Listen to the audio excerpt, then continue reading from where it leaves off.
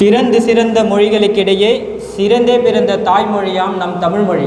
அத்தகைய தமிழ்மொழியில் உங்கள் அனைவரையும் உரைய வைக்கிறேன் எனது வணக்கங்களால். உயர்திரு மாமேதை தெய்வத்திரு செந்தமிழ் கிழார் அவர்கள் புகழ் காக்கவும் பாமர மனிதன் சட்ட திட்டங்கள் அறிந்து கொள்ளும் வகையில் பாதிக்கப்பட்டோர் கழகம் செயல்பட்டு வருகிறது. இப்படி தன்னலம் கருதாது உழைத்து வரும் அனைத்து சமூக அக்கறை கொண்ட உயர்வான உள்ளங்களுக்கு எனது மனம் நெகிழ்ந்த வணக்கங்கள் மற்றும் ஆங்கில புத்தாண்டு நல்வாழ்த்துக்கள் அனைவருக்கும். முதல்ல நம்ம ஒரு அமெரிக்காவில் பார்த்திங்கன்னா ஒரு டபுள் டவர் ஒன்று இடித்தாங்க. அந்த ஒரு ஃப்ளைட்டு வச்சு அந்த டபுள் டவர் ஒன்று இடித்தாங்க. அதுக்குள்ளே பார்த்திங்கன்னா நிறைய மக்கள் மாட்டிக்கிட்டாங்க, உள்ளே மாட்டிக்கிட்டு கஷ்டப்பட்டாங்க. அதில் பார்த்திங்கன்னா ஒரு 4-5 ஒரு 10 பேர் அந்த அந்த தீயணைப்பு துறைன்னு சொல்லுவாங்கள்ல, அந்த மாதிரி என்ன பண்ணாங்க, போயிட்டு கடகடகன்னு ஒரு ஒரு 5 மணி நேரத்தில் அது எல்லாத்தையும் கிளியர் பண்ணி முடிஞ்சவரை எல்லாரையும் காப்பாற்றிட்டாங்க. இப்போது அந்த எல்லாரையும் காப்பாற்றிட்டு அவங்க ஃபுல்லாக மேலே ஒரு டஸ்ட்டாக காயங்களுடன் அவங்க எல்லாம் வெளியே வராங்க. அவங்க வெளியே வர சொல்ல அவங்களுக்கு ஒரு நேம் ஒன்று கொடுத்தேன், அதாவது கடவுளை போல காக்க வந்த தேவர்கள் அப்படின்ற மாதிரி. முதல்ல நம்ம இப்போது உங்கள் எல்லாரையும் பார்த்து நான் தான் சொல்கிறேன். ஏன்னா நாட்டுக்காக, அதாவது அரசியலமைப்பு சாசனப்படி 51(a) பிரகாரம் நாட்டை முன்னேற்றி செல்லும் நோக்கில் தங்கள் ஆர்வத்துடன் முன் வந்திருக்கல. இங்கே நிறைய பேர் வயதானவங்க வந்திருக்காங்க, சிறியவர் வந்திருக்காங்க, இதோ மகளிர் வந்திருக்காங்க. அவங்க எல்லாருக்குமே நாட்டை முன்னேற்றி செல்ல வேண்டும் ஒரு நோக்கம்தான் முதலில் அவங்களுக்கு. அதாவது தனி மனிதனாக கஷ்டப்பட்டு ஏதோ ஒரு ப்ராப்ளத்துக்காக இங்கே வந்திருக்காங்க என்பது அப்பாற்பட்டது. முதல்ல அவங்க நாட்டை முன்னேற்றி செல்லணும் அப்படின்ற ஒரு நோக்கத்தில் அவங்க எல்லாம் முன் வந்திருக்காங்க. அவங்களுக்கு முதல்ல என்னுடைய வாழ்த்துக்கள் அவங்களுக்கு தெரிஞ்சுக்கிறேன். இப்போ ஐயா ஆக்கிரமிப்பை பற்றி நாங்கள் அகற்றணும், அதை பற்றி ஐயா சொல்லியிருந்தாங்க. வட்டாட்சியருக்கு போகுது, அப்புறம் பிடிஓவுக்கு போகுது, அப்புறம் எங்கெங்கேயோ குறிப்பானையெல்லாம் வைக்கிறாங்க, ஆனால் எந்த யூஸும் இல்லைன்னு. அதாவது சட்டம் தேடி நம்ம உள்ளே போனோன்னா கண்டிப்பாக முதல்ல நம்ம அலங்கழிக்கப்படுறோம். ஏன் அலங்கழிக்கப்படுறோன்னு நம்ம ஃபஸ்ட்டு தெரிஞ்சுக்கணும். ஏன்னா நம்ம ஒரு விஷயம் எடுத்து பண்ணுறோம், அதை பண்ண சொல்ல நம்ம ஒரு விஷயம் தோல்வி அடைஞ்சிச்சின்னு அப்படியே விட்டுடுறோமா? இல்லை, அதை மேற்படி நம்ம எடுத்து பண்ணிக்கிட்டே தான் இருக்கோம். தாமஸ் ஆல்வா எடிசன் பல முறை போராடி அந்த எதுவும் கண்டுபிடிச்சதை சொல்கிறாங்க. அப்போது எத்தனை வாட்டி அவர் முயற்சிப்பார். அப்போது முதல் முறை உங்களுடைய மனுக்கள் அரசு அலுவலகங்களுக்கு போகும்போது உங்களுடைய வலிமை என்னவென்று அவங்க தெரிஞ்சு கொள்ளுவாங்க. முதல்ல அதை நீங்கள் தெரிஞ்சுக்க. அதாவது உங்களை அவங்க கவனிச்சுக்கிட்டு தான் இருப்பாங்க, ஆனால் நீங்கள் உங்களுடைய கவனம் அவங்க மேலே இல்லைன்னு நீங்கள் நினச்சிட்ருக்கீங்க. ஆனால் அவங்க கண்டிப்பாக உங்களை கவனிச்சுட்டு தான் இருக்காங்க. உங்களுடைய வலிமை என்னன்னு அவங்க தெரிஞ்சுருக்காங்க. முதல் வாட்டி ஒரு மனு போடுறீங்க, அதுக்கு ரெஸ்பான்ஸ் இல்லை. மறுபடியும் ஒரு மனு போடுறீங்க, ரெஸ்பான்ஸ் இல்லை. சரி, ஓகே, இதனால் எந்த பலனும் இல்லை அப்படின்ற ஒரு மைண்ட் செட்டுக்கு நீங்கள் அதை அப்படியே விட்டுடுறீங்க. அங்கே தான் நம்மளுடைய தோல்வியை நம்ம ஒத்துக்கிறோம். அதாவது அரசியலமைப்பு சட்டங்கள் எல்லாம் தெளிவாக, எங்கள் ஐயா செந்தமிழ் கிழார் சொல்கிற ஒரே வார்த்தை என்ன தெரியுமா? சட்டங்கள் தெளிவாக இருக்குது, அதை நடைமுறைப்படுத்துகிற அலுவலர்கள் தான் சரியில்லைன்னு சொல்கிறாங்க. அப்போ எங்கள் ஐயா சொல்கிறது அரசையும் அரசு துறை சார்ந்தவர்களையும் அரசு வேலைகளை சரிவர செய்ய வைக்குவது தான் உங்களுடைய கடமைன்ற. அதாவது அவங்கள நம்ம வேலை வாங்கணும், அதுக்காக தானே இருக்காங்க. நம்ம தானே அவங்களுக்கு சம்பளம் கொடுக்குறோம். அதாவது நம்ம ₹1 வட்டி பட்டி வாங்கினா கூட 35 காசு வரி கட்டுறோம். அந்த நம்ம கட்டுற வரியில் 35% அரசு அலுவலர்களுக்கு சம்பளமாகவே போகுதுன்றாங்க. அப்போ நம்ம தானே முதலாளி. அப்போ நம்ம எந்த அரசு ஊழியர் தவறு செஞ்சிட்டாருன்ட்டு ஒரு மனு கொடுப்போம், மறுபடியும் ஒரு மனு கொடுப்போம். அதை கடைசி வரை நீ செஞ்சது தப்பு தான், இனிமேல் செய்யக்கூடாது, இல்லை நீ செஞ்சது தண்டனை வர வரலும் நம்ம எத்தனை வாட்டி நம்ம உழைச்சிருக்கிறோம். இல்லை பாதியிலே விட்டுட்டு நம்ம வந்துடும். அதாவது அவங்க படிச்சுட்டு தவறு செய்கிறவங்க அரசு அலுவலர்கள். ஆனால் நம்ம அப்படி கிடையாது. ஏதோ நம்ம 5வது படிச்சிருப்போம், 10வது படிச்சிருப்போம், ஒரு டிகிரி முடிச்சிருப்போம். ஆனால் அவங்க PhD முடிச்சுட்டு தவறு எப்படி செய்வது என்பது PhD முடிச்சிருக்காங்க. அவங்கக்கிட்ட வந்து நம்ம போயிட்டு கொஞ்சம் அதாவது உண்மைதான் எப்படியாவது ஜெயிக்கும், உண்மை ஜெயிக்கிறதுக்கு கொஞ்சம் டைம் ஆகும், அவ்வளோதான். அதை தான் நம்ம ஃபஸ்ட்டு நம்ம உங்களுக்கு பாடமாக கற்றுக் கொடுக்கறது வந்து முதல்ல சட்டப்படி ஒரு வேலையை செய்ய வைப்பது தான். அதை தான் நம்ம சொல்கிறோம். அந்த கான்ஸ்டியூஷன் 51A ஓல ஒரு அரசை முன்னேற்றி செல்லனா நம்ம என்ன சொல்லணும், சட்டப்படி நம்ம நடக்கணும், சட்டப்படி நடக்காதவங்களுக்கு சட்டம் சொல்லித்தரணும். அதுதான் நம்மளுடைய கடமையாக முக்கியமாக சொல்லியிருக்காங்க. ஒரு வீடியோவில் நான் பார்த்தேன், ஒரு காகம் ஒன்று. அந்த காகம் என்ன பண்ணுதுன்னா, ஒரு நட்ஸு மாதிரி ஒரு விதைக்குள்ளே இருக்குது. அந்த விதைக்குள்ளே அந்த ஏதோ உள்ளே இருக்கிறது சொல்லுவாங்களே, அந்த விதையை ஒடிச்சாதான் உள்ளே இருக்கிறத சாப்பிட முடியும். அந்த காகம் ஏதோ தட்டி பார்க்குது, ஒடிச்சு பார்க்குது, அந்த விதை உள்ளே விற்று எடுக்க முடியும். அது என்ன பண்ணுதுன்னா, ரோட்டில் எடுத்துகிட்டு போய் அந்த விதையை போடுது. அந்த விதை மேலே வந்து வண்டி ஏறி அந்த விதையில் உள்ள வித்து வந்து வெளியே வருது. ஆனால் அந்த காகத்தால் வந்து அந்த விதை வித்து சாப்பிட முடியல. ஏன்னா வண்டிகள் போயிட்டு வந்துட்டு தான் இருக்குது. அப்போ மறுபடியும் என்ன பண்ணுது, அந்த காகம் இன்னொரு விதை வித்து எடுத்துகிட்டு போயிட்டு நம்ம டிராஃபிக்கில் அந்த ஒரு ஒயிட் கலர் கோடு போட்டிருப்பாங்களே, டிராஃபிக் ஜாம், அதாவது மக்கள் நடந்து செல்கிற பாதையில் அந்த ஒயிட் கலர் கோடு போட்டிருப்பாங்களே, அந்த இடத்துல போடுது. அந்த இடத்துல போடுவோம் அந்த விதை வித்துக்கள் வந்து ஏதோ ஒரு வண்டி ஏறி அந்த வித்துக்கள் வெளியே வருது. அப்போது வண்டிகள் போவாத நிற்கும் பொழுது அந்த விதை வித்துக்களை எடுத்து சாப்பிடுது. அப்போது அதுக்கு எப்படி நம்ம வேலை செஞ்சால் நம்மளுடைய விஷயத்தை நம்ம எப்படி பெறுவது என்றது அதுக்கு தெரிஞ்சிருக்கு. அதன் மூலயமா தான் நம்ம இப்போ செயல்படுறோம். இப்போது தகவல் கேட்குறோம். இப்போது தகவல் சட்டம் 2005 வந்தது. அதுக்கு முன்னாடி நம்ம எந்த பிரிவில் தகவல் கேட்டிருந்தோம் யாருக்குன்னா தெரியுங்களா? இந்திய சாட்சிய சட்டத்தில் கேட்டிருந்தோம். ஓகே, இந்திய சாட்சிய சட்டத்துக்கும் தகவல் அறியும் உரிமை சட்டத்துக்கும் இடையில நம்ம ஒரு பிரிவில் தகவல் கேட்டிருந்தோம். அது எந்த பிரிவு தெரியுங்களா? அரசியலமைப்பு சட்டம் 38. அதாவது அரசியலமைப்பு சட்டம் 38 என்ன சொல்லுதுன்னா, அரசு அலுவலகங்களில், அதாவது உங்களுக்கு நியாயமற்ற செயல்களில் உங்களுக்கு உண்டான கேள்வி மூலியமாக எழுப்பி பதிலை வரவழைக்கலாம் அப்படின்னு இந்திய அரசியலமைப்பு சட்டம் 38 சொல்லியிருக்காங்க. அப்புறம் பிரிவு 21 பார்த்தீங்கன்னா, நம்ம அரசியலமைப்பு சட்டத்தில் ரொம்ப முக்கியமான செக்ஷன். நம்மளுடைய சுதந்திரத்தையும் நம்மளுடைய வாழ்வாதாரத்தையும் அழகாக எடுத்து சொல்லுது. பிரிவு 21 ஒரே ஒரு செக்ஷன் தான் நம்ம பார்த்துருக்கோம். அதை உட்பிரிவுகளும் அந்த உட்பிரிவில் இருக்கிற வழக்குகளில் பார்த்தீங்கன்னா வேறு எந்த சட்டமும் நமக்கு தேவையில்லை. அவ்வளவு தெளிவாக இருக்கும் இந்திய அரசியலமைப்பு சட்டம் பிரிவு 21. எல்லா செக்ஷனுமே சொல்லிட்டு இருப்பாங்க. அதாவது பிரிவு 21 உட்பிரிவு 35 தகவல் பெறுவது என்னுடைய அடிப்படை உரிமைன்னு சொல்லியிருக்காங்க. அதாவது தகவல் அறியும் உரிமை சட்டத்தை விட்டுருங்க.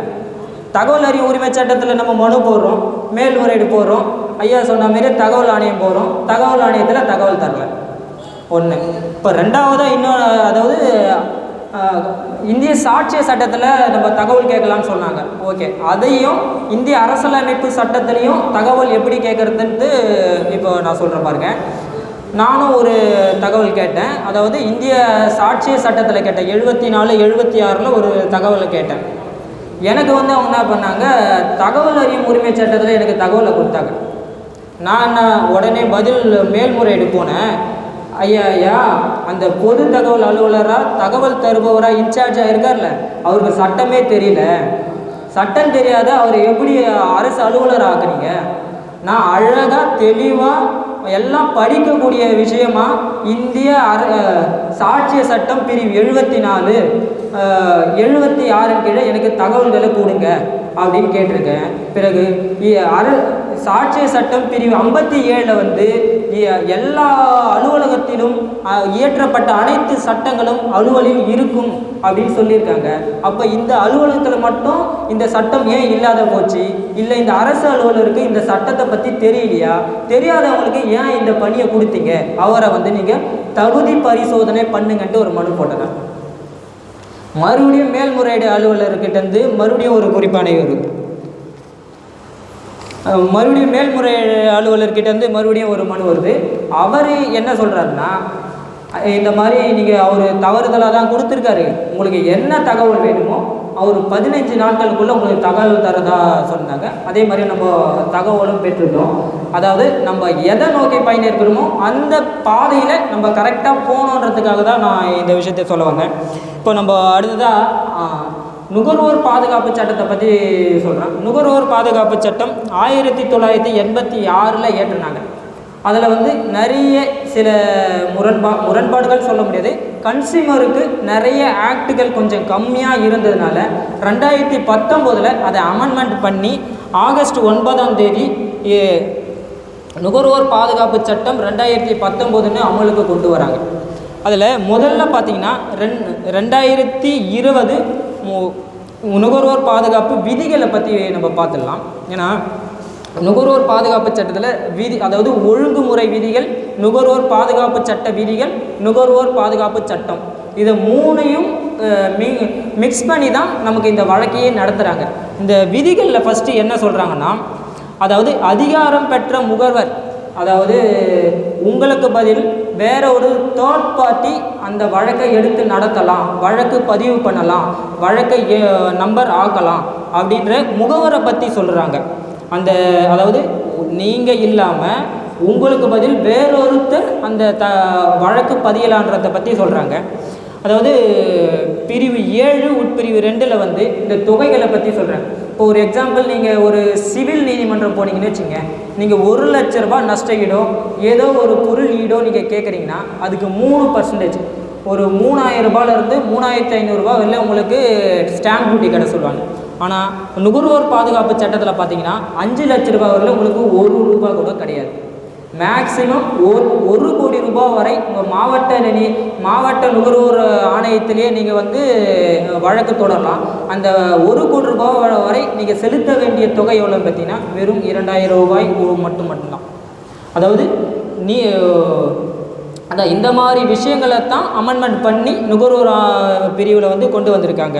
இப்போ ஒழுங்குமுறை சட்டத்தில் வந்து ஒழுங்குமுறை விதிகள் 2020 2D வந்து முகவரை பற்றி சொல்கிறாங்க. அதாவது ஒழுங்குமுறை விதிகளை பற்றி சொல்கிறாங்க, நுகர்வோர் விதிகள்லேயும் முகவரை பற்றி சொல்கிறாங்க. இப்போது நார்மலாக ஒரு கோர்ட்டுனா எப்படி இருக்குன்னா, ஒரு நீதிமன்ற கோர்ட்டுக்கெல்லாம் அணிந்துட்டு நீதிபதி உட்காந்துருப்பார், அதாவது வழக்கறிஞர்கள் உட்காந்துட்டு இருப்பாங்க. அந்த மாதிரி ஒரு சாதாரண மனிதன் நீதிமன்றத்துக்குள்ளே போனாலே ஒரு விதமான பயம், முதல் போக சொல்ல ஒரு விதமான பயம் கண்டிப்பாக இருக்கும். அந்த பயங்கள்லாம் போக்குற விதமாக இது வந்து நார்மலாக ஒரு அரசு அலுவலகத்துக்குள்ளே நீங்கள் எப்படி போனீங்கன்னா இருக்குமோ அதே மாதிரி தான் இந்த நுகர்வோர் நீதிமன்றத்துலேயும் நுகர்வோர் ஆணையத்துலேயும் இருக்கும். சிம்பிளாக ஒரு டேபிள் சேர் போட்டுக்கின்னு அந்த மாதிரி தான் உட்காந்துட்டு இருப்பாங்க. ஒரு தலைவர் இருப்பார், 2 மெம்பர் இருப்பாங்க, 3 பேர் உங்களுடைய வழக்கை பார்த்து விசாரிப்பாங்க. இங்கே விசாரணை நேரம் பார்த்தீங்கன்னா அதே தான், 10 மணிலேருந்து 1 மணி வரலும் விசாரணை நடக்கும், 2 மணிலேருந்து 4:30 மணி வரலும் விசாரணை நடக்கும். இந்த டைமில் நீங்கள் எப்போ வேணாலும் போயிட்டு உங்களுடைய வழக்கை நீங்கள் பதிவு செய்யலாம். உங்களுடைய வழக்கை பற்றிய கேள்விகள் நீங்கள் நேரடியாக ஆணையத்தில் சென்று எழுப்பலாம். அதாவது நீங்கள் நீதிமன்றம் உள்ளே போகிறீங்க, உங்கள் வழக்கு சிவில் நீதிமன்றத்தில் எப்படி உங்களுடைய வழக்கை இணையதளத்தில் ஏற்றி அங்கே சுவரொட்டி மூலம் ஒட்டப்பட்டுள்ளது, அதே மாதிரி உங்களுடைய வழக்கின் நிலைகளை சுவரொட்டி மூலம் அங்கே ஒட்டப்பட்டு இருக்கும். இப்போது நீங்கள் நுகர்வோர் நீதிமன்றத்தில் ஒரு வழக்கு தாக்கல் பண்ணனா 3 பிரதிகள் அவங்களுக்கு கொடுக்கணும். அதாவது 1 ஒரிஜினல் கொடுப்பீங்க, 2 வந்து ஜெராக்ஸ் பிரதி வந்து எடுத்து மொத்தம் 3 பிரதிகள் அவங்களுக்கு கொடுக்கணும். ப்ளஸ் வந்து எத்தனை எதிர்மனுதாரர்கள் இருக்கிறார்களோ அவர்களுக்கும் ஒரு பிரதி, மொத்தம் 2 எதிர்மனுதாரர்கள்னால் 2 பிரதிகள், மொத்தம் 5 கொடுக்கணும். அதாவது உங்களுக்கு நீங்கள் நீதிமன்றமே போயிட்டீங்க, ஒரு வழக்கை தாக்கல் பண்ணிட்டீங்க, அந்த வழக்கை வந்து அவங்க எடுக்கலாமா வானாமான்ட்டு, அதாவது 14% போனாலே கொஞ்சம் இழுத்தடிப்பாங்கன்னு தெரியும். அந்த வழக்கை வந்து 21 நாட்கள் மேலே அவங்க முடிவு செய்யாமல் வைத்திருந்தார்களாம். அந்த வழக்கு வந்து நிலுவையில் இருந்தால் அந்த வழக்கு எடுத்துக்கொண்டதாகவே அர்த்தம். அதாவது 21 நாள் உங்கள் வழக்கு வந்து அவங்க எந்த ஒரு ரிஜெக்டடும் பண்ணல, அக்செப்டடும் பண்ணலை, அப்படியே வச்சுட்டு இருந்தாங்கன்னா அவங்க வந்து அக்செப்ட் பண்ணிட்டாவே அர்த்தம்னு இந்த பிரிவில் சொல்லியிருக்காங்க. இப்போது நுகர்வோர் சட்டம் 2019க்கு வருவோம். முக்கியமாக இதில் வந்து பிரிவு 2ல் வந்து நிறைய உட்பிரிவுகள் பற்றி சொல்லியிருக்காங்க. இதில் உட்பிரிவுகளை பார்த்தீங்கன்னா ஃபஸ்ட்டு பிரிவு 2 உட்பிரிவு 1ல் பார்த்தீங்கன்னா விளம்பரங்கள் பற்றி சொல்கிறாங்க. இந்த தவறான விளம்பரங்கள் கொடுப்பாங்கல்ல, அதாவது அந்த விளம்பரம் ஒளிபெருக்கி, துண்டுச்சீட்டு, துண்டறிக்கை, இந்த மாதிரி வலைதளம், இணையதளம் மூலம் உங்களை ஒரு விளம்பரப்படுத்துகிறாங்கல்ல, அந்த விளம்பரங்கள் மூலயமா நீங்கள் ஒரு பொருள் வாங்குவீங்க. அந்த பொருள்களுக்கு ஏற்படுகிற குறைகளை தீர்ப்பதற்காக நீங்கள் முறையற்ற வணிக பழக்கத்தை, அதாவது முறையற்ற ட்ரேடிங், அன்ஃபேர் ட்ரேடிங் சொல்லுவாங்க. அதாவது விளம்பரத்தில் ஒன்று சொல்லுவாங்க, விற்பனை ஒன்று சொல்லுவாங்க. அதனால் இந்த முதல் பிரிவில் விளம்பரத்தை பற்றி சொல்கிறாங்க. ஒரு விளம்பரம்னா எப்படி இருக்கணும், இப்படி இல்லைன்னா இந்த விளம்பரம் மீது அன்ஃபேர் ட்ரேடிங், முறையற்ற வணிக பழக்கம் நீங்கள் தொடரலாம் அப்படின்னு ஃபஸ்ட்டு இந்த விளம்பரத்தை பற்றி தான் சொல்கிறாங்க. அப்புறம் இந்த புகார்தாரரை பற்றி சொல்கிறாங்க. புகார்தாரர்னா யார்? அதாவது ஒரு நுகர்வோராக இருக்கலாம். நுகர்வோர்னா யார்? நம்ம ஒரு பொருளை வந்து ஒரு சேவையோ ஒரு பொருளோ ஒரு நிறுவனத்திலிருந்து நம்ம வாங்கிக்கலாம். ஒரு பொருள் வாங்குகிறோம், அதில் ஏதோ ஒரு குறைபாடு இருக்குதோ இல்லையோ, அந்த பொருள் வாங்கினமே நம்ம நுகர்வோர் தான்.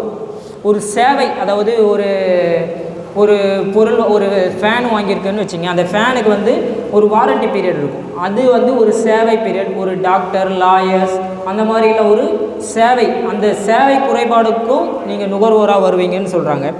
இந்த புகார்னால் நீங்கள் எதை வச்சு நீங்கள் புகாரை கொடுங்க? ஏதோ ஒரு பொருள் மீது, ஏதோ ஒரு சேவை மீது உங்களுக்கு ஏற்பட்ட பொருள் அடைவு, அதாவது ஒரு குறை, அந்த குறை மீது உங்களை நிவர்த்தி செய்ய வேண்டிய விஷயத்தை தான் புகார்னு சொல்ல வராங்க. அதாவது இந்த புகாரை நான் நுகர்வோர் ஆணையத்தில் கொண்டு போகிறேன்னு சொல்கிறாங்க.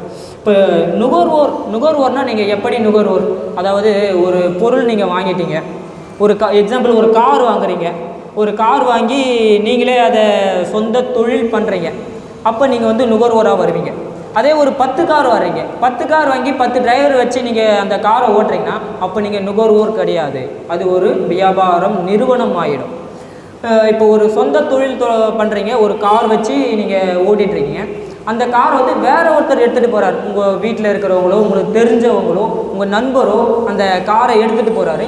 அந்த காரில் சம்திங் ஏதோ நடந்துடுது. அப்போது அவரும் நுகர்வோராகத்தான் வருவார். இந்த நுகர்வோர் புதிய அமெண்ட்மெண்ட்டில் இதெல்லாம் சேர்த்துருக்காங்க. இதெல்லாம் முக்கியமான ஆக்ட். அதாவது ஒரு இன்சூரன்ஸ்காரை வந்து வண்டி நீ ஓட்டலை, வேற ஒருத்தர் தான் அடிபட்டிருக்கு, அவர் பேரில் தான் எஃப்ஐஆர் இருக்குது, அவர் பேரில் தான் கேஸ் இருக்குது அப்படின்னு சொல்ல முடியாது. ஏன்னா அவரும் நுகர்வோராக தான் இந்த சட்டத்தில் சொல்லியிருக்காங்க.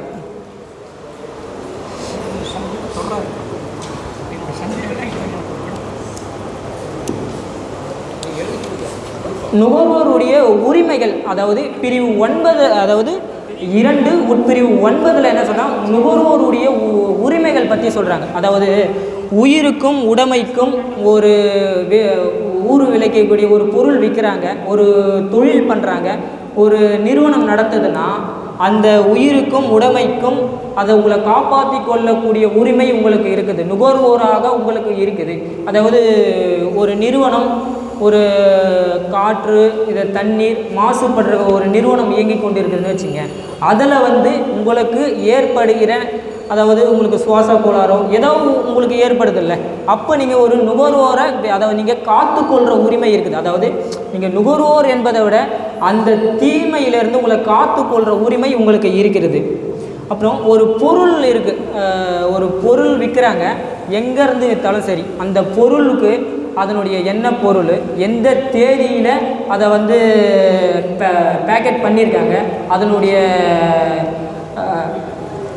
மேனுஃபேக்சரிங் டேட்டு, எக்ஸ்பைரி டேட்டு, அதனுடைய டேக்ஸு, அதை பற்றி எல்லாமே தெளிவாக அதில் போட்டிருக்கும். அப்படி இல்லைன்னா அது நீங்கள் நுகர்வோராக நுகர்வோர் நீதிமன்றத்தில் நீங்கள் முறையிடலாம். அது உங்களுடைய உரிமை. அதாவது ஒரு மொபைல் ஷோரூம் போகிறீங்க, இந்த மொபைல் ஷோரூம் எவ்வளோ, எப்படி, என்ன பிராண்டு, என்ன அதனுடைய தரம், பொருள், அதெல்லாம் நீங்கள் தெரிஞ்சுக்கிறதுக்கு உங்களுக்கு உரிமை இருக்குது. அதை தான் உங்களுடைய உரிமையாக கொடுத்துருக்காங்க. அதை நுகர்வோரை விட, அதை நீங்கள் பொருள் வாங்கினா தான் நுகர்வோர், இதை விட அதனுடைய தரம் பற்றி தெரிந்து கொள்வதற்கும் உங்களுக்கு உரிமை கொடுத்துருக்காங்க. ஒரு ஆணையத்தில் வந்து இப்போ நான் சொன்ன விஷயத்தில் வந்து ஏதோ உங்களுக்கு ஒரு குறைபாடு உள்ளது, அந்த குறைபாடை வந்து ஒரு ஆணையத்தில் போய் நீங்கள் முறையிடுவதற்கு உங்களுக்கு உரிமை கொடுத்துருக்காங்க. ஒரு சரி நீங்கள் வந்து நுகர்வோர் ஆணையம் மாவட்ட ஆணையம் போக முடியல, அல்லது என்ன பண்ணலான்னா, அதாவது ஒவ்வொரு மாவட்டத்திலும் நுகர்வோர் ஆணையத்துக்கு மேலே மாவட்ட ஆட்சியர் ஒருத்தர் இருப்பார். அந்த மாவட்ட ஆட்சியர் வந்து இந்த குறைகளை தீர்க்கக்கூடிய ஒரு அலுவலராக இருப்பார். இப்போ ஒரு எக்ஸாம்பிள், இந்த மாதிரி ஏதோ ஒரு ப்ராப்ளம் நடக்குது, இந்த ப்ராடக்டில் சரியான டேட் இல்லை, சீல் இல்லை, எந்த ஒரு எதுவுமே இல்லை, இந்த மாதிரி நடக்குதுன்னா நீங்கள் முதல்ல தெரிவிக்க வேண்டிய ஒரு ஆணையம் வந்து பார்த்திங்கன்னா நுகர்வோர் தலைமை ஆணையம்னு ஒன்று டெல்லியில் இருக்கும். அந்த ஆணையத்துக்கு தெரிவிக்கலாம். அப்படியும் இல்லைனா மாநிலத்தில் இந்த மாதிரி ஒரு ஆணையம் இருக்குது. அதாவது இது வழக்காக சொல்லவில்லை, நீங்கள் ஒரு மனுக்களாக இதை கொண்டு போகலாம் அவங்களிடம், அவங்களுக்கு தெரிவிக்கலாம். அவங்களுக்கும் இல்லைனா நீங்கள் மாவட்ட ஆட்சியருக்கு தெரிவிக்கலாம். அதாவது இந்த மாதிரி என்னால் வழக்கு தொடர முடியாது, ஆனால் இந்த மாதிரி குறைகள்லாம் என்னுடைய உரிமை, இது அடிப்படை உரிமை என்பதை விட தற்காத்து கொள்ளும் உரிமையாக எனக்கு இருக்குது, அதனால் இந்த மாதிரி இஷ்யூ மேலே நீங்கள் தலையிட்டு ஒரு தீர்வு காணுங்கள் அப்படின்ட்டு நீங்கள் ஒரு மனுவாக கொடுக்கலாம் ஒன்று. அப்புறம் நீங்கள் இதை ஒரு வழக்காகவும் கொண்டு போகலாம். அது எப்படின்னு சொல்கிறோம், உங்களுக்கு வழக்கு போட முடியல, வழக்கு போட தெரியல, அந்த டிராஃப்ட்டு எப்படி எழுத தெரியல அப்படின்றது கூட இதில் ஒரு தீர்வு சொல்லியிருக்காங்க. இப்போ வந்து ஒரு குறைபாடு, அதாவது அரசு அலுவலகங்களில் நம்ம ஏற்கனவே ஒரு மீட்டிங்கில் சொல்லியிருந்தேன், அரசு அலுவலகங்களில் நம்ம ஒரு மனு கொடுக்குறோம். எதை பேஸ் பண்ணி கொடுக்குறோம்? அரசாணை 66, 88, 114, 73, 99 இவ்வளவு அரசாணைகள் இருக்குது. அப்புறம் நீதி பேராணை வந்து 20/527 2014 வந்து ஒரு நீதி பேராணை ஒரு தீர்ப்பு கொடுத்துருக்காங்க. அதாவது ஒரு மனு பெற்றுக்கொண்டதிலிருந்து 3 நாட்களுக்குள் ஒப்புகை ரசீது மனுதாரருக்கு அனுப்ப வேண்டும் ஒன்று. அதாவது மனு பெற்றுக்கொண்ட 30 நாட்களுக்குள் குறைக்களைவு செய்ய வேண்டும். அந்த மனு மீது அவங்க அதாவது குறிப்பானை வச்சு அனுப்புறது அந்த இதுவெல்லாம் கிடையாது, குறையை களைவு பண்ண வேண்டும் அப்படின்னு தான் வந்து இந்த அரசாணைகள் எல்லாமே சொல்லுது. சரி, உங்களுடைய மனு மீது இன்னும் காலம் வேணும், அந்த மனு மீது நடவடிக்கை எடுக்கிறதுக்கு இன்னும் காலம் வேணும் அப்படின்னு வேணும்னா உங்களுக்கு சரியான தகவல் மூலம் உங்களுக்கு தெரிவிக்க வேண்டும். இத்தனை காலம் வேண்டும், இவ்வளவு நாட்கள் வேண்டும் இந்த மனு மீது நடவடிக்கை எடுப்பதற்கு அப்படின்றது சரியான உங்களுக்கு பதில் தர வேண்டும். அப்படி தான் இதனுடைய அரசாணைகளையும் சுற்றறிக்கைகளையும் சொல்லுது. அதை பேஸ் பண்ணி நீங்கள் ஒரு மனு கொடுக்குறீங்க. அந்த மனு வந்து ஒரு 30 நாட்களுக்குள்ளே உங்களுக்கு குறைக்களவும் பண்ணலை, ஒப்புகை ரசீதும் பண்ணலை. அதுக்கப்புறம் என்ன பண்ணுவோம்னா, நம்ம வந்து ஒரு மேல்முறையீடு போவோம். ஒரு வட்டாட்சியருக்கு மனு கொடுக்குறோம், அவருடைய ஹையர் அஃபிஷியல் வந்து ஒரு டிஆர்ஓ, அவருக்கு வந்து ஒரு மேல்முறையீடுக்கு நம்ம போவோம். அவர்கிட்டையும் ஒரு சரியான ரெஸ்பான்ஸ் இல்லை. அதுக்கப்புறம் என்ன பண்ணுவோம், ஒரு சீராய்வு போவோம். சீராய்வு வந்து ஒரு கலெக்டரேட்டில் இருக்கிற ஒரு கலெக்டருக்கு சீராய்வு கொடுப்போம். இந்த மாதிரி 2 பேருக்கும் மனு கொடுத்தேன், அவங்க அரசு சுற்றறிக்கைகளே சரியாக பராமரிக்க மாட்டுறாங்க, சரியாக நடைமுறைப்படுத்த மாட்டுறாங்க, அதனால் நீங்களாச்சும் எடுத்து கொடுன்னு கேட்போம். அவரும் எடுக்கலையா, ஒரு நோட்டீஸ் இஷ்யூ பண்ணி நம்ம என்ன பண்ணுறோன்னா ஒரு நீதிமன்றத்துக்கு போகிறோம். இது வந்து ஒரு சேவை குறைபாடாக கருதி நான் என்ன பண்ணேன், வந்து நுகர்வோர் ஆணையத்துக்கு போனேன், மாவட்ட நுகர்வோர் ஆணையத்துக்கு போனேன். அதாவது அவங்க நான் சொன்ன விஷயத்தை எல்லாத்தையும் ஏற்றுனாங்க. இந்தந்த விதியில் அவங்க வந்து நுகர்வோர் ஆவாங்க, சேவை குறைபாடு பண்ணியிருக்காங்க, நான் வந்து இந்த விதியில் பார்த்தீங்கன்னா நுகர்வோராக வரேன் அப்படின்னு அவங்க வந்து தெளிவாக சொல்லி என்னுடைய மனுவை வந்து நிராகரிக்கிறாங்க. அதாவது அவங்க வந்து ஒரு அரசு ஊழியர் மீது நீங்கள் டைரெக்டாக வழக்கு தொடுக்க முடியாதுன்ட்டு என்னை வந்து சரியான சட்டப்பிரிவுகள் இல்லாமல் அதை வந்து எனக்கு நிராகரிச்சிருக்காங்க. அந்த நிராகரித்ததை வந்து மேல்முறையீடு போகிறதுக்காக இப்போ நாங்கள் ட்ரை பண்ணிகிட்ருக்கோம். நெக்ஸ்ட் வீக்கில் கண்டிப்பாக அந்த மேல்முறையீடு போயிட்டு அதை முடிச்சிடுவோம். இதை ஏன் நான் சொல்ல வரேன்னா, எந்த ஒரு நுகர்வோர் ஆணையத்தில் இருக்கிற ஒரு மிகப்பெரிய 2 விஷயம் பண்ண மாட்டாங்க. ஒன்று, நம்ம மனுக்கள் மூலியமாக நம்ம அதில் கிடைக்கிற நமக்கு தீமைகள், அவங்க சட்டப்படி நடக்காதது, சட்டத்துக்கு கீழ்ப்படியாதது ஒரு சேவை குறைபாடாக கருதப்பட மாட்டாங்க. அதை எதிர்த்தோம். இப்போ ஒரு தகவல் அறிய உரிமை சட்டத்திலையும் கூட நான் ஸ்டாம்ப் ஓட்டியிருக்கேன், இந்த மாதிரி நான் பணம் செலவு பண்ணியிருக்கேன் அப்படின்ட்டு சொல்லி ஏதோ ஒரு நண்பர் நுகர்வோர் ஆணையம் போனதாக சொல்கிறாங்க. இந்த மாதிரி விஷயத்துக்கெல்லாம் ஏன் எடுக்க மாட்டேங்க? சரியான தீர்வு கொடுங்க, சரியான சட்டப்பிரிவை சொல்லி நீங்கள் தீர்வை கொடுங்கன்னு தான் நான் கேட்குறேன். அதாவது தகவல் அறிய உரிமை சட்டம் மூலியம் நுகர்வோர் கொண்டு போக முடியாதுன்னு சொல்கிறீங்க, ஓகே, அதுக்கு என்ன காரணம், எந்த சட்டப்பிரிவு அப்படி சொல்கிறது? அப்படி சொன்னால் தானே அடுத்து, அதாவது இந்த சட்டப்பிரிவு மூலயமா நம்ம அங்கே போக முடியாதுன்னு தெரிஞ்சுக்க முடியும். நீங்கள் அதெல்லாம் சொல்லாமல் இந்த நுகர்வோர் ஆணையத்துக்குள்ளே வராதுன்னு மொட்டையாக அவங்க சொல்கிறதுனால இதை நம்ம விடவே கூடாதுன்றதுக்காக நம்ம இதை மேல்முறையீடு வரையும் தேசிய ஆணையம் வரை போவதற்காக நம்ம தயாராக இருக்கோம். ஏன்னா இது நமக்கு வெற்றி அடைஞ்சுன்னா நிறைய எல்லார் பேர்லையுமே சட்டத்தை மீறவங்க பேர் எல்லார் பேருமே நம்ம நுகர்வோர் ஆணையம் போகலாம். இப்போது இந்த வழக்கில் பார்த்திங்கன்னா எப்படி நம்ம நுகர்வோர் ஆகும்ன்ட்டு நம்ம கேட்டிருப்பாங்க. அதாவது ஒரு கரூரில் ஒரு கேஸ் வந்து நுகர்வோர் மாவட்ட நுகர்வோர் ஆணையத்தில் கேஸ் நம்பர் வந்து CC 31/2022. இதில் பார்த்திங்கன்னா ₹5 ஸ்டாம்ப்பு ஒட்டி அவங்க வந்து அந்த மனுவை வந்து கொடுத்துருப்பாங்க வட்டாட்சியர்கிட்ட. அவர் ₹5 ஸ்டாம்ப்பு ஒட்டதுனால அவர் நுகர்வோர் தான் இந்த ஒரு அருமையான தீர்ப்பு சொல்லியிருப்பாங்க. இந்த தீர்ப்பை பேஸ் பண்ணி தான் நம்ம உள்ளே போனோம். ஆனால் அவங்க அதை நிராகரிச்சிட்டாங்க. நம்ம மேல்முறையீடுக்காக இதை நம்ம வெயிட் பண்ணிகிட்ருக்கோம். கண்டிப்பாக மேல்முறையில் நம்ம அதை வெற்றி காண்டலான்னு சொல்லியிருக்காங்க. தேசிய நுகர்வோர் ஆணையத்தில் புது டெல்லியில் பார்த்திங்கன்னா 22/73/2012 சட்டப்படியான கடமையை செய்ய தவறினால் சேவை குறைபாடாக தண்டிக்கலாம் அப்படின்னு ஒரு தீர்ப்பே சொல்லியிருக்காங்க. அதாவது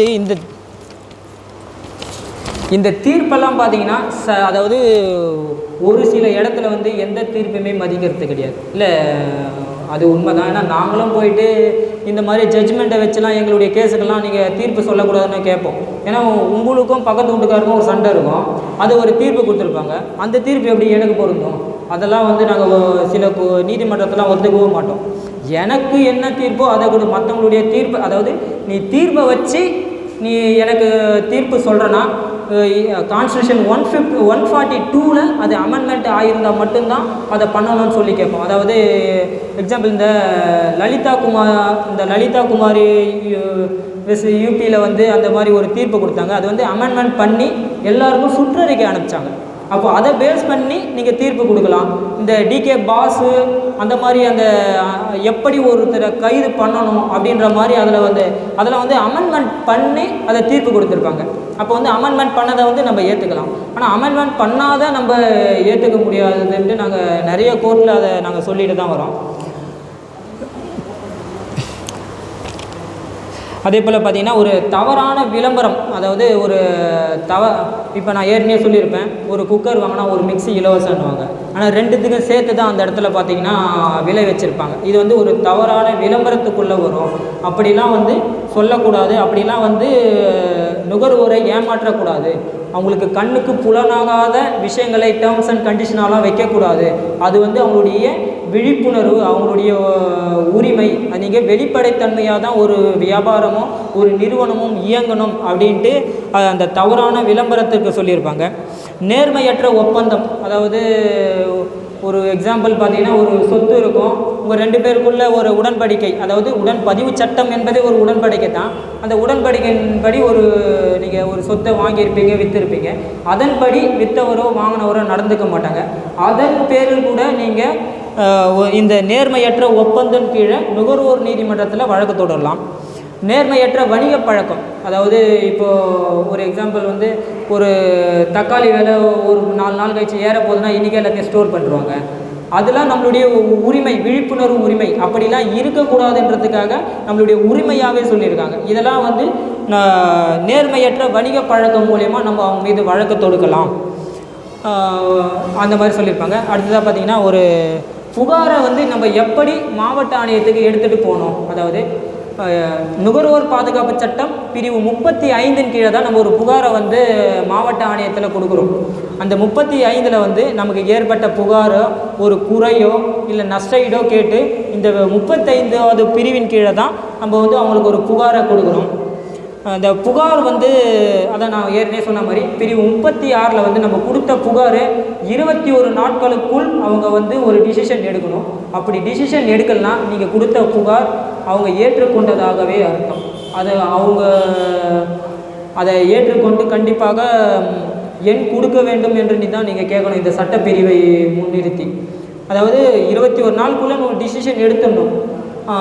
இன்னொன்று முக்கியமான சொல்ல போகிறேன், அதாவது நீங்கள் நுகர்வோர் ஆணையத்தில் எப்படி வழக்கு தொடுக்கணும்னு எனக்கு தெரியல அப்படின்னு ஒன்றும் வேணாம். ஒரு ஒயிட் பேப்பரில் விடுனர் பெறுநர் உங்களுடைய அட்ரஸ்ஸு, இந்த மாவட்ட நுகர்வோர் ஆணையர், அவ்வளோதான். நடந்தது எல்லாம் தெளிவாக எழுதிட்டு இந்த மாதிரி எனக்கு வந்து பாதிப்பு அடைஞ்சிருக்கு, இந்த பாதிப்புக்கு வந்து நுகர்வோர் ஆணையத்தில் எனக்கு தீர்வு கொடுக்க வழிவகை இருந்தால் எனக்கு உடனடியாக வழிவகை செஞ்சு கொடுங்க, வழிவகை இல்லைன்னா எந்த பிரிவில் எனக்கு வழிவகை செய்ய முடியாது என்று என்னுடைய மனுவை முடித்து வையுங்கள் அப்படின்ற ஒரு மனுவை நீங்கள் எழுதுங்க. அது எழுதுனீங்கன்னா 21 நாட்களுக்குள் உங்களுடைய மனு நிலுவையில் இருந்தால் அவங்க வழக்கு எடுத்துக்கொண்டதாகவே அர்த்தம். அதன் பிறகு அவங்க உங்களை வந்து இந்த வழக்கை வந்து நான் சொன்ன மாதிரி இந்த 3 தொகுதிகளாக கேட்டேன்ல, இந்த மாதிரி வழக்கு தாக்கல் பண்ண சொல்லுவாங்க. எதிர்பார்ட்டிக்கு அனுப்புறதுக்கு காப்பீஸ் கேட்பாங்க. அவங்களுக்கு சம்மன் அனுப்புறதுக்கு ஃபோர்ஸ் கவரில் அந்த அஞ்சல் வில்லை ஒட்டிய அந்த மாதிரிலாம் கேட்பாங்க. அதெல்லாம் நம்ம எடுத்துக்கிட்டா உடனே நம்பர் ஆகிடும். இது வந்து தெரியாதவங்களுக்கு, தெரிஞ்சவங்க டைரெக்டாக நீங்கள் வழக்காகவே தொடுக்கலாம். தெரியாதவங்க இல்லை நீங்கள் இப்படி இந்த மாதிரி நீங்கள் ட்ரை பண்ணி பார்த்தீங்கன்னா உங்களுக்கு ரொம்ப ஈஸியாக இருக்கும். அதாவது நீங்கள் எவ்வளோ கட்டணம் செலுத்த வேண்டியன்ற ஒரு இதுவும் கிடையாது, எப்படி நீங்கள் டிராஃப்ட்டை வரையணுன்ற இதுவும் கிடையாது.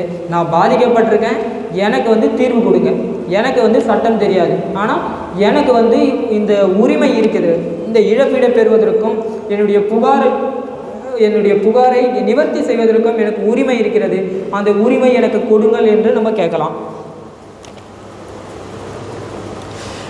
அது 36 வந்து நம்ம அந்த வழக்கை வந்து எடுத்துட்டாங்க. 37 என்ன பண்ணுவாங்கன்னா ஒரு சமரசம், ஒரு மீடியேஷன் ஒன்று வைப்பாங்க. அதாவது உங்களுக்கும் எதிர்பார்ட்டிக்கும் ஒரு மீடியேஷனுக்கு ஒரு பிட்வீன் பீரியடு ஒரு டைம் போடுவாங்க, ஒரு 5 நாளோ 10 நாளோ. அதில் வந்து நீங்கள் சமரசம் ஆகிட்டு போயிட்டீங்கன்னா நீங்கள் லெட்டர் எழுதி கொடுத்துட்டு இது மாதிரி நாங்கள் சமரசமாக போயிட்டோம் அப்படின்னு சொல்லிட்டு வந்துடலாம். அப்படி இல்லைன்னா உங்களுடைய வழக்கை வந்து மேற்படி நடத்துவாங்க. அது எப்படி நடத்துவாங்கன்னா பிரிவு 38 தான் ஒரு வழக்கை வந்து எப்படி நடத்தணும், மாவட்ட ஆணையத்திற்கு எப்படி ஒரு வழக்கை நடத்தணுன்றதை பற்றி சொல்லுவாங்க. எதிர்மனுதாரருக்கு வந்து நீங்கள் வழக்கு என்னான ஒரு 21 நாட்களுக்குள்ளே அவங்களுக்கு வந்து சம்மன் அனுப்பிச்சிடணும். சம்மன் அவங்க பெற்றுக்கொண்ட 30 நாட்களுக்குள் எதிர் பதிலுரை அவங்க தாக்கல் பண்ணணும். அப்படி எதிர் பதிலுரை தாக்கல் பண்ணலாம் எக்ஸ்ட்ரா ஒரு 15 நாள் மற்றும் 45 நாள் வரை எதிர் பதிலுரை தாக்கல் பண்ணாமல் அவங்க இருக்கலாம். அதுக்கு அப்புறம் உங்களுக்கு எக்ஸ்பர்ட்டி ஆர்டர் போடுறதுக்கு நீங்கள் கேட்கலாம். அதாவது 45 நாளுக்குள்ளே அவங்க எதிர் பதிலுரை தாக்கல் பண்ணலாம். அப்படி இல்லைன்னா நீங்கள் எக்ஸ்பர்ட்டி ஆர்டர் கேட்டு வழக்கை தொடர்ந்து நடத்த சொல்லி கேட்கலாம். இப்போ நீங்கள் இந்த உரிமையியல் நீதிமன்றத்தில் எப்படி ஒரு சாட்சியை கூப்பிட்டு விசாரிப்பாங்களோ அதே நடவடிக்கைகள் இங்கேயும் இருக்கும். சாட்சியை கூப்பிட்டு விசாரிக்கிறது, சம்மன் அனுப்புறது, அவங்கள எப்படி வர வைக்கிறது, வராதவங்களை வந்து எப்படி அரெஸ்ட் பண்ணி கொண்டு வர்றது, இந்த நடைமுறையெல்லாம் உரிமையியல் நீதிமன்றத்தில் இருக்கிற நடைமுறையிலே இவங்க பின்பற்றுறாங்க.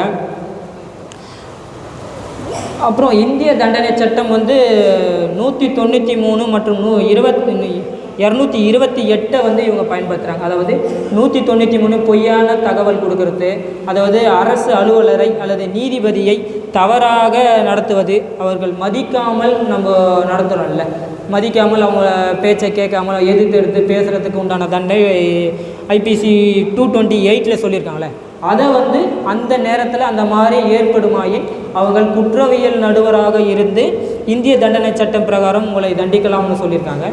அப்புறம் குற்றவியல் நடைமுறை சட்டம் 195 இருக்கிற நடைமுறைகளும் இவங்க சொல்லுவாங்க. அதே தான், அதாவது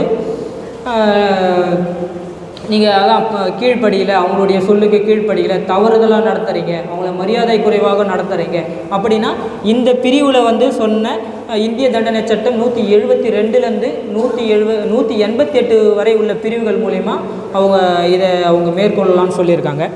அதுக்கப்புறம் இந்த மாதிரி சாட்சியெல்லாம் கூப்பிட்டாங்க, விசாரிச்சுட்டாங்க. அதுக்கப்புறம் என்ன பண்ணுறாங்கன்னா முடிவுகள் வருது. அதாவது பிரிவு 39 நீங்கள் நடந்ததுக்கு, அதாவது நம்ம விசாரணை மூலம் நம்ம ஆவணங்கள் பிரகாரம் ஒரு முடிவு அறிவிக்கிறாங்க. அதாவது எக்ஸ்பர்ட்டி ஆர்டரோ, உங்களுக்கு ஃபேவரான ஆர்டரோ, இல்லை எதிர் தரப்புக்கு ஃபேவரான ஆர்டரோ, ஏதோ ஒன்று பிரிவு 35 கீழ் ஒரு தீர்ப்பு அளிக்கிறாங்க.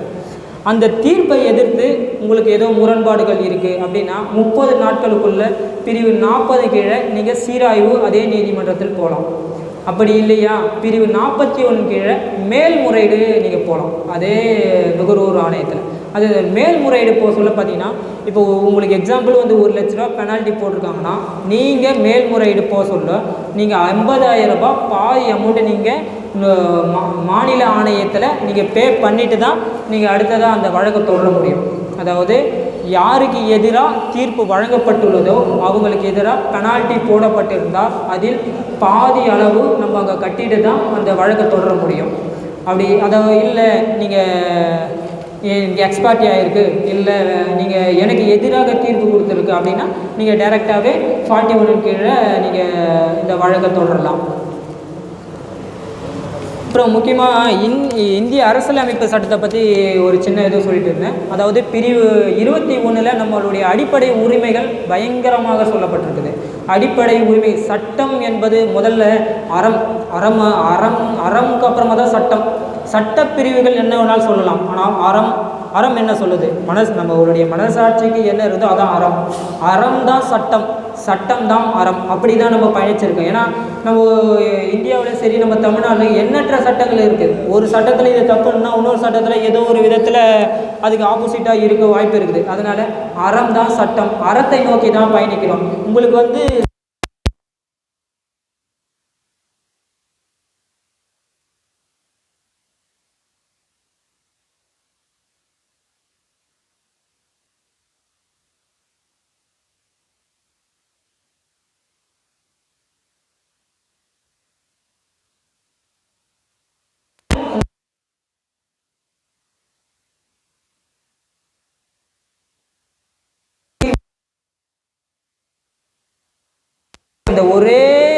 அந்த ஒரு தைரியத்தை கொடுக்கறது தான் நாங்கள் சட்ட பரப்புரையாக உங்களுக்கு சொல்லிகிட்டு இருக்கோம்.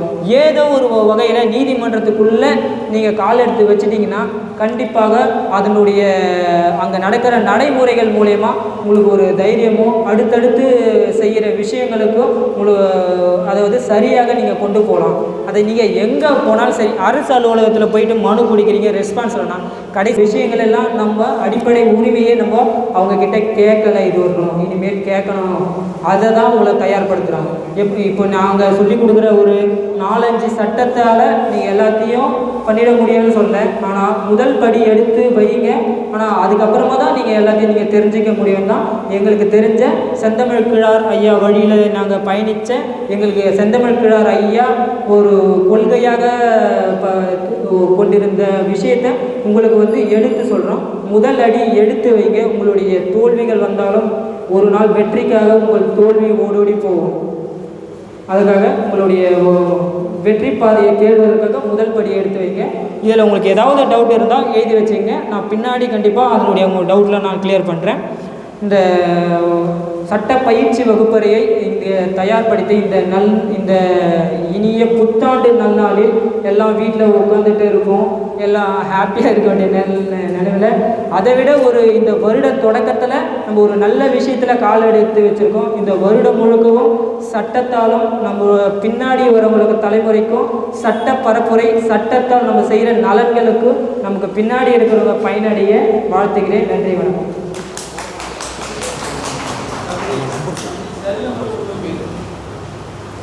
அவர் பேர் ஆஃப் பண்ணியிருக்கேன். தேசிய தோழர் பேர் வந்து அமரங்க, ராணா அமரன். அவர் தொலைபேசி எண் கொடுத்துருக்கோங்க. என்னுடைய தொலைபேசி எண் 999 467 1219 999 467 1219. நம்ம திருப்பூர் மாவட்டம் இருக்கு இல்லைங்க, திருப்பூர் மாவட்டத்தை வந்து வளர்மதி கூட்டுறவு சிறப்பங்காடின்னு ஒரு அமைப்பு இருக்குங்க. அவங்க வந்து நுகர்வோர்